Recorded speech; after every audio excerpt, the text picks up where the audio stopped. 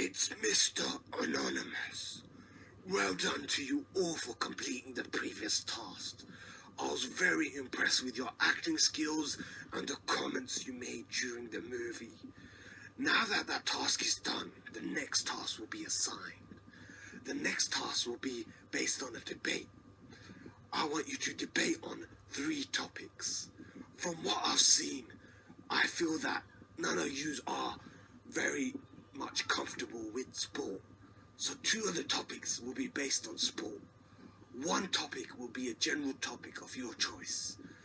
As there's 3 of you, I expect each of you to have a topic to yourselves to start the debate off. Andrew will lead this debate, so he'll be leading this task. I expect great things, so don't let me down. Until next time, keep roaring. Guys, I feel very honoured today. Mr. Anonymous has given me the role of being head of the debate. I look forward to this. The first topic that we're going to discuss is highest paid sports. So guys, first of all, let me get my tie right for this first topic. As you know, sports people nowadays get paid a lot. I'm talking in the hundreds of thousands. The prime example is Dwayne Mooney, who plays for Manchester United. The guy gets paid £300,000 per week, equivalent to £1,785 per hour, which is roughly about £30 per minute. For a guy that doesn't even score goals. That's absolutely horrendous. So Andrew, you're telling me in 1 minute they get £30? Roughly it takes me about 15 minutes to take a poo, take a tutty. So if you times 30 by 15, it equates to £450. £450 for taking a poo? This is a liberty, man. Andrew, man, this is crazy. I would actually eat dal all the time, man. You know, lentils, I would eat all the time. I would have diarrhea 24/7, man, Andrew. Diarrhea 24/7. Exactly, Ajmal. If they're using money as a motivating tool, why aren't they scoring goals then? If they're paying them so much money to score goals, why do they not score goals?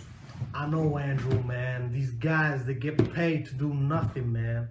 They, like, most of the time they're sitting on the substitute bench. They're not even playing and they're still racking up the money, man. Racking up those pounds. I definitely agree with your point about these overpaid players and ball players, man. And then you see Dwayne Mooney on social media posting a picture of him and his football friend, but that's another story, fighting in the kitchen, literally sparring.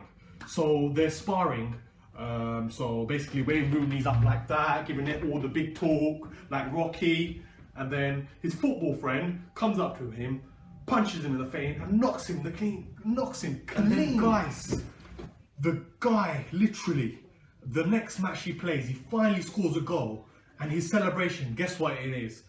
He goes to the corner flag, gets up in the corner, and he's giving it all the Rocky stance again, and then he knocks himself out this time. So he's like, bang, and he's knocked out clean again. Why don't you just invest your energy into scoring more goals? You're on £300,000 a week. Why are you not scoring hat-tricks every single game? Literally, that's what I would expect for that money. You need to be deserving of your money. There's people hungry out there that don't get that money. And you're just sitting in the subs bench as well sometimes, and it's still getting paid that much. That's absolutely horrendous. And guys, so Andrew covered the topic overpaid sports people. So I'm gonna keep it within sports and discuss performance enhancing drugs, man. I'm gonna discuss all the factors to do with it, and I'm gonna try to give you examples as well, man. Alex, what does performance enhancing drugs mean? I've never heard of this term. Ajmal, man, that's a good question, but I can't give you the exact answer for that, man. Maybe Andrew can help you on that one. Can you tell me the exact meaning, Andrew? That's actually a good question. Alex can't explain it. I'll try to explain what it actually means. So basically, performance enhancing drugs are drugs that people take which help them recover quickly. They enhances their strength. It means they're more durable, they can go on for longer, and basically it just helps them overall in their training and their performance in competition.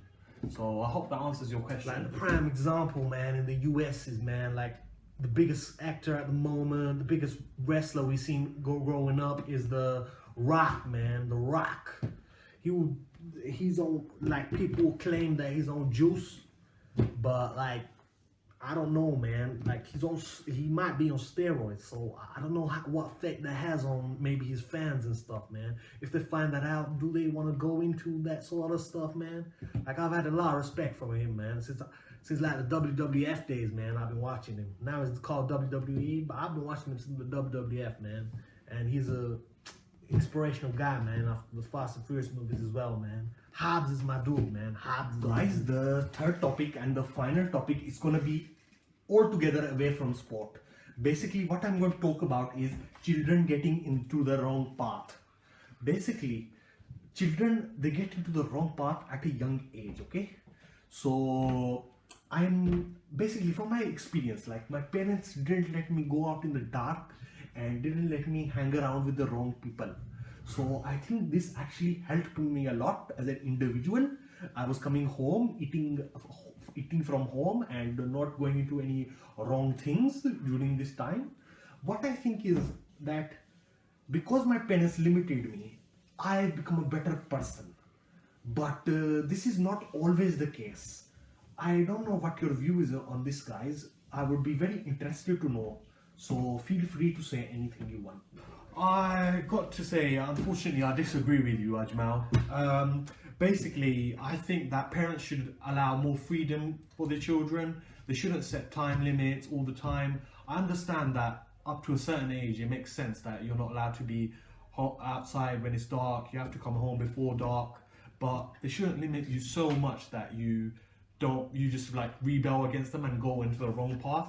Because the more pushy you are, so Ajmal, I hope you understand my view on this, and I hope you take in what I say. I don't mean to offend you or anything, but it's just the way I was brought up, and I believe that's actually worked for me, and you shouldn't limit them too much.